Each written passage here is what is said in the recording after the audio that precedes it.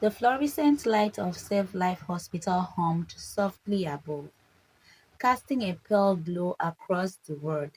The sharp scent of antiseptic dog to the air, mixed with metallic tongue of blood. Uduak sat beside Obinna's bed, her hand clutching his slim finger, her face etched with worry. Machines beeped steadily, mocking her panic with their cold rhythm. She had made the first deposit, every last naira in her account, but the doctor's word echoed in her head like a curse. It's not enough. She glanced at the officer standing near the door. Officer Clement, broad-shouldered and steam-faced, had watched her with a kind of restrained pity since her arrival. Now he shifted, cleared his throat. "Madam," he said firmly, "you need to find a way to pay the rest. The doctor cannot continue treating without a deposit. Your husband's life depends on it." Woodward's stomach tweeted. "I told you, I don't know his password. He never gave it to me." The officer frowned, displeased plain on his face. "You mean to tell me that your husband, this man, never trusted you with something as simple as his phone?" His word cut deep, but Udrak remained silent, shame born in her chest. She had lived in this marriage for some years, bathed three children, shared his bed and his burdens, and yet she did not know the code to his secret.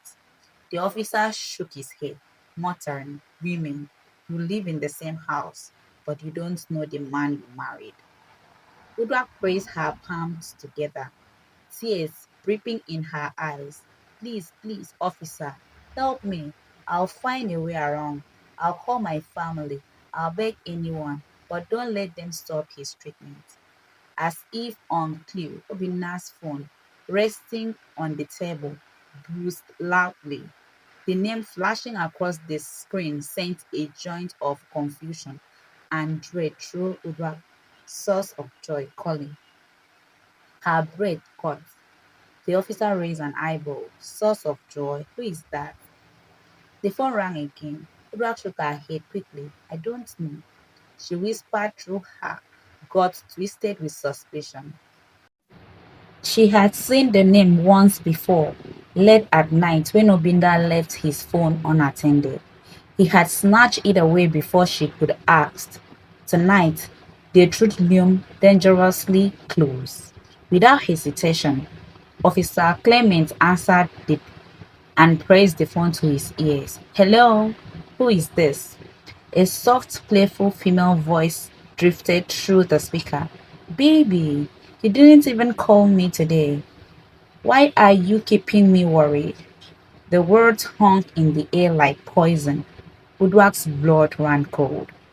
Her heart slammed violently against her chest. The officer's expression hardened. "Excuse me, who exactly are you to this man?"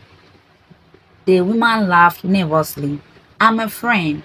"A friend or a girlfriend?" Officer Clemens pressed, his tone sharp. There was a pause, then the voice grew bolder. "Girlfriend." The word hit Urak like a slap across the face. Her knees trembled, her vision blurred. She glimpsed the edge of the bed to steady herself, bell rising in her throat. "Girlfriend? After all these years, after all my sacrifice, he still..." The officer cut her off. "Your so-called boyfriend is lying unconscious in Save Life Hospital. If you are truly close to him, come here immediately." Within 20 minutes, the sound of hurried heel echoed down the corridor of the hospital. A woman in a fitted dress, makeup flawless despite the late hour, rushed in. She smelled of expensive perfume, her confidence filling the room like smoke. Woodward sat frozen as their eyes met briefly. The stranger did not recognize her, or if she did, she gave no sign. Instead, she moved straight to Obinna's bedside, her voice soft and possessive. "Oh, Obinna, what happened to you?" The officer wasted no time. Madam, do you know his phone password? The hospital require money urgently. Yes, she answered without hesitation, pulling the phone into her hands. She tapped quickly and the device unlocked. Woodward's chest tightened. She knows it. She knows what his wife never knew. Her shame deepened, but her mind worked fast. She leaned back, pretending to dab at her tears while quickly watching the girl's finger. The digit burned into her memory. She would not forget. The officer supervised as the woman transferred 200,000 naira directly to the hospital's account. Every keystroke felt like a hammer, pounding right deeper into the ground. When the transaction was completed, the woman closed the phone, placed it back on the table, and turned to the officer. There, have done my part, but I cannot stay here all night. I have things to attend to. The officer raised an eyebrow. So who will stay with him? Are you leaving him like this? The woman shuddered, her lips curling. He has a wife. Call her. If he dies now, what can I do? I can't carry his body, can I? Udwal's eyes widened. She knows. She knows he has a wife. The revelation stunk like acid all along. She had believed Obina's mistress was an innocent victim of his lies. But no, the woman knew, and she still stayed, still mocked her silently. The woman slung her handbag over the shoulder, her heels clicking briskly against the tiles as she left the ward without a backward glance. The officer sighed heavily, shaking his head. You see, madam, this is the man you've been covering for. This is the truth you've been lying to. Woodward said nothing. Her throat ached from the weight of words she could not speak. She sat still, her mind reeling. The hospital room was thick with silence, but in her heart, a storm raged. That night, as Machine kept her husband alive, Udwak realized she now held the key, the password to the secret he had hidden all these years. And when the time was right, she would open the door. The word smelled of antiseptic, sharp and sterile, yet beneath it hung the faint sense of fear. Machine peeped in steady rhythm. Nurses moved about briskly, and the harsh murmur of families clung to the white wall. Woodward sat swiftly in a chair by Obina's bedside, her back aching from the night spent on hard plastic seat, her eyes swollen from lack of sleep and endless tears. For 4 days, Obinna had lay unconscious. Doctor called it a critical recovery stage. Every time Odrak looked at him, his face and the tubes running into his arms, she felt a strange mixture of sorrow and anger. This man, the same man who had mocked her dreams and sneered at her struggles, was now reduced to silence, unable to lift a finger. She wanted to pity him, to nurse him without resentment. But in the quiet of those nights, her mind returned to the years of hurt, the insult, the late nights, the side chick rumors whispered into her ears by neighbors, the empty wallet she carried while he spent freely elsewhere, the laughter he gave others, never her. Yet she stayed, because that was who she was, loyal even to her own pain. On the morning of the fifth day, the doctor called her into his office. Madam Odwak, he began, his tone serious but measured. Your husband is stable, but we need you to prepare for a long recovery. He may regain consciousness at any time. However, he paused, as if choosing his words carefully. We also found some things during the initial assessment. Her heart thudded. What things, doctor? There was alcohol in his system at dangerous levels. It wasn't just an accident, it was negligent. He was drunk, driving. The word sliced through her chest. She almost laughed bitterly. So this was what he had been doing that night, drinking himself numb while she sat at home, rehearsing how to mend their broken marriage. The doctor leaned closer. I tell you this not to shame him, but to prepare you. When he wakes, he may not be the same. Physically, he might recover, but emotionally and mentally, he will need support. It won't be easy. Udrak nodded numbly. He had thoughts spinning. That evening, as the sun dipped low and the shadows stretched across the hospital corridor, Udrak returned to the ward. She sat again by his side, her finger resting lightly on the edge of his bed. She studied his face, the proud jawline, now slack with sleep, the hand that once gestured widely in anger, now limp and bandaged. It was then that she heard a small, timid voice behind her. Mommy! Udrak turned sharply. There stood her eldest daughter, Joy, clutching a small food flask.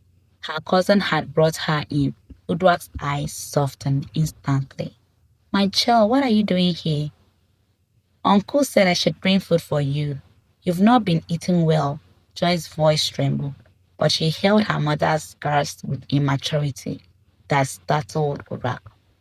Udrak reached for her and pulled her close. The warmth of her daughter's small body pressed against her chest, and sudden tears she had been holding back spilled freely. Mommy, don't cry, Joy whispered. In that moment, something shifted. It was as though light had entered the cold, sophisticated world. Joy's presence reminded her that life wasn't entirely bleak. She had reasons to fight, not just for Obina, but for herself, for her children, for the future they deserve. Udwa cupped Joy's face, kissing her forehead gently. You are my blessing, Joy. Do you know that? The girl smiled, shy but steady. Yes, mommy. And as Udwa held her, she realized that sometimes God sends strength in the smallest packages. A child's embrace, a word spoken at the right time. The night had been long, but through her daughter's love, throne had finally begun to break. Joy had walked in, and with her, hope. One late afternoon, while Obinna lay asleep, the nurse handed Urak his personal belongings that had been collected at the scene of the accident, a torn wallet, a broken wristwatch, and his smartphone. Cracked but still working. Urak held the phone for a long time, her heart beating faster than usual. That device had always been Ichma, a block wall where his secret hide. Every attempt she had ever made to glimpse into it had been blocked by his anger or a stubborn password. She should have dropped it back into the bag, but something, an instinct, whispered, urged her otherwise. Carefully, she pressed the power button. The screen lit up with the familiar demand, enter password. For years, Obina had mocked her for not knowing simple things, even laughing once that she didn't even know his phone password. But now, desperation and curiosity guided her trembling fingers. She typed the date of their wedding anniversary, 1409, wrong. Then his birthday, 2012, wrong again. Then she remembered that his side chick just unlocked this phone few days ago, and she tried to recall how she saw her moved her finger. Then, luckily for her, the phone unlocked. A shiver ran down her spine. What stayed back at her was more than she had braced for. Dozens of unread WhatsApp messages lit the screen, most with heart emojis, some with picture of a woman she had only seen in passing, slim, heavily made up, always dressed in flashy outfits. They were voice notes, late night messages, travel plan, one message, pinned at the top read, Baby, I'm still waiting for you. You promise you will leave her after the new year. Her hand shook as she scrolled. Bank alert told their other story. Large transfer to an account that wasn't hers. Money she had begged him for, yet he claimed he didn't have. Picture of expensive restaurant dinner, hotel bookings, flight receipts, all for another woman. The betrayal was louder than any slap could have been. Her breath came fast, sharp, almost choking her. The sterile hospital room blew as tears filled her eyes. She had given him everything: her youth, her loyalty, her sleepless nights of labor and sacrifice, and this was what he had given in return: lies, deception, humiliation. Suddenly, Obina stayed in the bed. His lips moved quickly. Udrak froze, clutching the phone in her hand. Slowly, his eyelid fluttered open, and his curse, but away, fell on her. Udrak, his voice was hoarse. She quickly slipped the phone under her dress, her chest pounding. "I'm here," she said softly, though her voice carried the weight of a storm. He blinked slowly, struggling to adjust to the light. "Water," he whispered. She poured from the flask and helped him sip. As his head sank back against the pillow, his eye lingered on her face, tired, swollen, unreadable. Something flicked in his grasp. Did he know? Did he suspect she had unlocked his phone? Udrak sat back in the chair, her hands still trembling beneath her dress. She had 1,000 questions, but the answers already lay heavy in her heart. This wasn't just an accident. This wasn't just a marriage in trouble. This was betrayal, documented, undeniably, staring at her from the glow of a cracked phone screen. And she knew one thing: life as she knew it will never be the same again.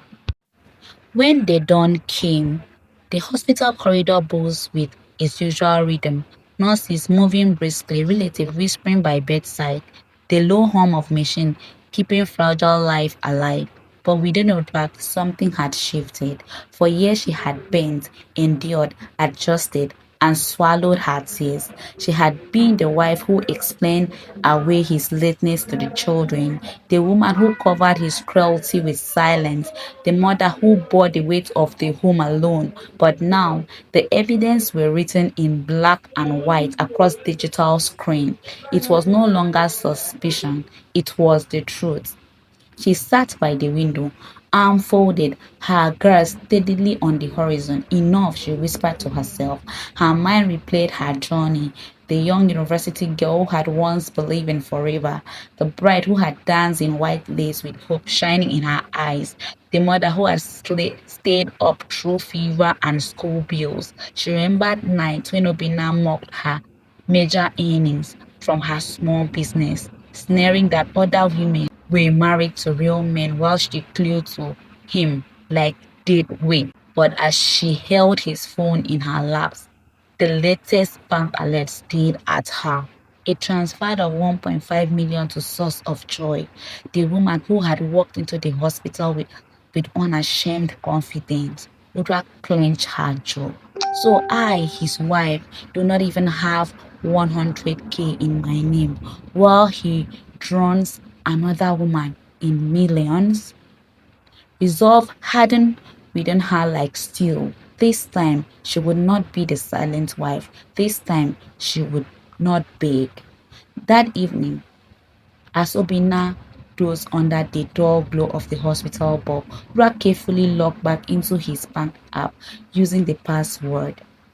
She scrolled through balance, her eyes widened at the discovery: 8 million naira sitting untouched, even while she had saved, borrowed, starved to keep their children fed. Her finger hovered over the screen. She thought of her children, three innocent faces looking at her, always asking, "Mama, when will Papa buy us new clothes?" She thought of her own sacrifice, every sleepless night in the market, every insult from customers, every time she swallowed pride just to feed them. With trembling hand, she made her decision. Slowly, carefully, she transferred 6 million naira into her own account. She left 2 million untouched for hospital bills. The transaction notification beeped. Her heart skipped, her palms sweaty. She stared at the confirmation screen, half terrified, half relieved. She had crossed the line, but it was the line between despair and survival. For the first time in years, she felt the fence tearing of control. At the transfer completed, she looked at him laying there, helpless in a body that once shuddered with arrogance. You left me no choice, she whispered, her voice firm, no longer shaking. This time, I will not cry. This time, I will live for myself and for my children. The air in the hospital ward had blown heavily, carrying the stale smell of disinfectant and faint trace of sweat. Machine peeped softly, their rhythm reminding Udoak of the fragile thread by which Obina's life now hung. She sat there staring at him, her husband, her tormentor, the man who had once charmed her in the university with sweet promises of forever. His body lay still, confined to tubes and bandages, his once proud shoulder now slumped in weakness. But Urax had no longer trembled. It was steady, like the calm that comes after a raging storm. She thought of the years of loneliness in the marriage, the endless begging for affection, the bruises hidden beneath her dress, the insult that had carved scar deeper than flesh. She thought of the sleepless nights in the market, struggling to keep her business alive, while he funneled money into the pocket of another woman who dared to call herself his source of joy. No more. The 6 million now resting in her account wasn't stolen. It was justice. It was repayment for years of unpaid emotional labor, sleepless nights, and humiliation. It was the price of her silence finally broken. As dawn crept into the city, painting the hospital window with stake of orange, Urak rose from her chair. She took one long look at Obina. Her lips tightened to a thin line. He shifted slightly, groaning, his eyes flicking open for a second. Udrak, stay, he whispered, his voice weak. She looked at him for a long moment, but her eyes carried no softness, no pleading, only resolve. You never stayed for me, she said quietly, almost like a prayer to herself. She turned away before the tears could fall, before his weakness could stay pity in her heart. She had already said her goodbye in silence. At the reception, she signed the visitor's book one last time. The nurse asked if she would return later in the day. Udak forced a faint smile. Perhaps, she said, though deep down she knew she was leaving for good. Outside the city was alive. Thousands of buses honking, traders calling out their wares, children in neat uniform rushing to school. The war had moved on, and so she had. A neighbor's car stopped by to pick her up. In the back seat, her three kids waited, their faces lighting up when they saw her. Mommy, they chorused. She hugged them tightly, breathing in the sense of their innocence. They were the reason she had endured, the reason she had fought, the reason she now found the courage to walk away. As the car pulled away from the hospital gate, Urak looked out of the window one last time. The weight of her chest lifted. The chain that had for many years were broken. The road ahead would not be easy. She would have to rebuild from the ashes, face whispers from relatives, bear judgment of those who never lived in her story, but she no longer cared. Because for the first time in years, she felt free. And as the sun broke fully over the horizon, Urak whispered to herself, this dawn is mine. This freedom is mine. She closed her eyes, holding her children close. Tomorrow was uncertain, but today, she had won her life back.